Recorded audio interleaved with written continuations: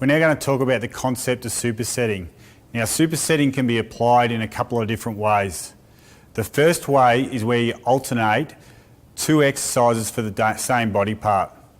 So as an example, Renee would do bench press, then after she finishes a set of bench press, she goes straight to a set of flies, back to a set of bench press, set of flies, bench press, and then flies. Now, I don't personally feel you will apply this method of supersetting that much, especially with just your everyday client. So we'll look at a different method of supersetting, which involves alternating exercises for different body parts. So traditionally on a normal program, what you'll find is you would do, say, a set of bench press, you then rest for a minute or so, another set of bench press, rest for a minute or so, then do your last set of bench press, then go off to another exercise. With supersetting, under this method, what Renee will do is she'll do a set of bench press. Now, for the purpose of this, we're going to pretend Renee's up to her 8th rep. She does her 9th rep, and then she does her 10th rep, the load to complete the set. Now she's going to rack the weight. Now she's going to get up, and instead of having a recovery period for a next set of bench press, she's going to do a set of lunges.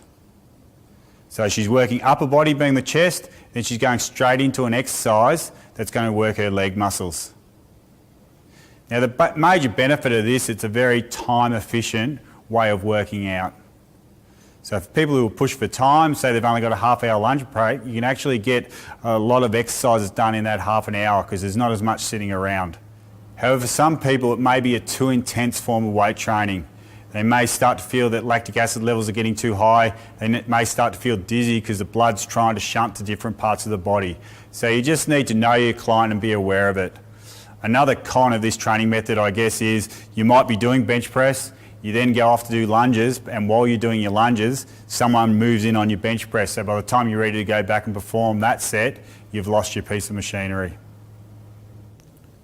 Forced rep, repetition requiring external assistance to complete.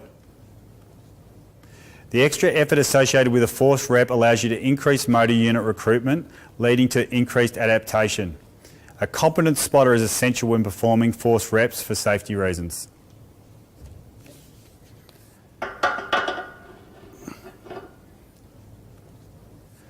DOMS, delayed onset of muscle soreness.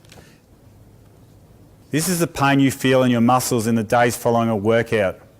Further research on the exact cause is required, but an inflammatory process associated with structural damage is a common theory.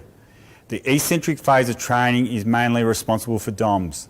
It is important that you make new clients aware of what to expect with DOMS.